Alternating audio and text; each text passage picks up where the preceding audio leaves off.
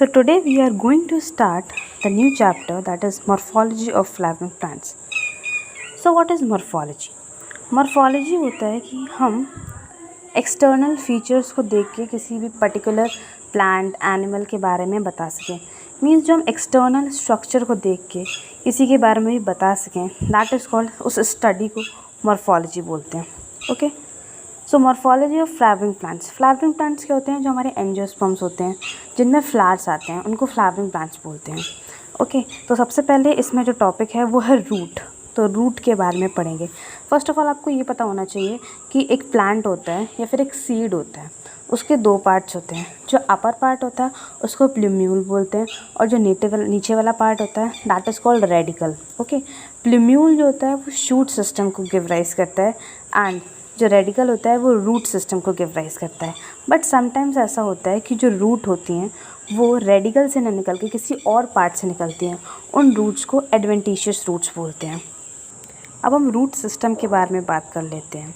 तो root system के बारे में बात करते हैं हम लोग. जो रूट होता है, रूट सिस्टम, वो टू टाइप्स का होता है. फर्स्ट वन इज़ जो होता है हमारा होता है tap root system. Second is fibrous root system. Tap root system जो होता है वो डाइकॉट्स में मिलता है देखने को हम लोगों को. उसमें क्या होता है, एक टैप के तरीके की, आई मीन जो रूट होगी वो लॉन्ग होगी, और जो प्राइमरी स्ट्रक्चर होगा वो गिव राइज करेगा सेकेंडरी स्ट्रक्चर को, और उससे निकलेगा टर्शरी स्ट्रक्चर. ओके. सो ये होता है हमारा टैप रूट सिस्टम, और ये जो है वो डाइकॉट्स में देखने के लिए मिलता है. Example of tap root system is mustard. अब हम करेंगे फाइब्रस रूट सिस्टम. जो हमारा फाइब्रस रूट सिस्टम होता है वो मोनोकॉट्स में देखने को मिलता है. इसमें क्या होता है कि जो रूट्स होती हैं वो शॉर्ट लिव्ड होती, जो प्राइमरी रूट होती है वो शॉर्ट लिव्ड रूट होती है, और ये फाइब्रस के फॉर्म में जो है वो फैल जाती हैं. Just like you can see in this picture. ये जो फाइब्रस रूट्स का स्ट्रक्चर हमें दिख रहा है, रूट्स किस तरीके से फैल गई हैं, this is called fibrous root system. और इसका जो एग्जाम्पल है वो वीट प्लांट है. एज़ मैंने कहा कि ये जो मोनोकॉट्स में होता है, तो मोनोकॉट के एग्जाम्पल क्या है, जितने भी छोटे छोटे प्लांट्स हैं वो मोनोकॉट के एग्जाम्पल हैं. ओके. एंड लास्ट हम लोगों ने स्टार्टिंग में बात कर ली थी एडवेंटिशियस रूट्स की.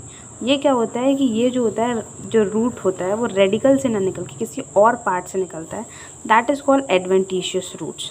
ओके. एंड इसका जो एग्जाम्पल है वो है बैनियन ट्री, मॉन्स्टेरा, ग्रासेस. इसमें क्या होता है, ये जो होते हैं ये एग्जाम्पल है एडवेंटिशियस रूट्स के. एंड रूट का जो मेन फंक्शन होता है वो होता है absorption of water and minerals from soil और वाटर का अब्जॉर्प्शन, और एक सपोर्ट प्रोवाइड करना प्लांट को, और जो प्लांट ग्रोथ रेगुलेटर्स होते हैं, जो हार्मोन्स होते हैं उनको प्रोड्यूस करना, ये काम है रूट का. अब आप लोग देख सकते हैं कि 3 टाइप्स की रूट है.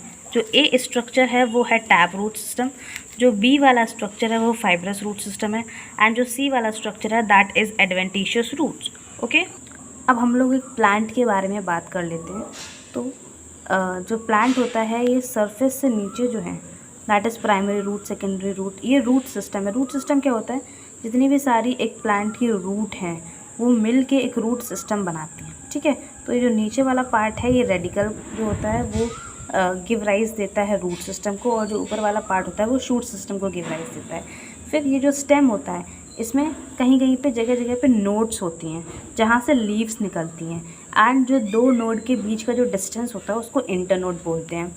ओके. एंड जो ये लीफ है हमारी, उसके साइड में ये जो छोटा सा बड लिखा हुआ दिख रहा है इसको एक्सिलरी बड बोलते हैं. इससे फ्रूट भी निकल सकता है, फ्लावर भी निकल सकता है, या एक ब्रांच भी निकल सकती है. सो ये है parts of a flowering plants.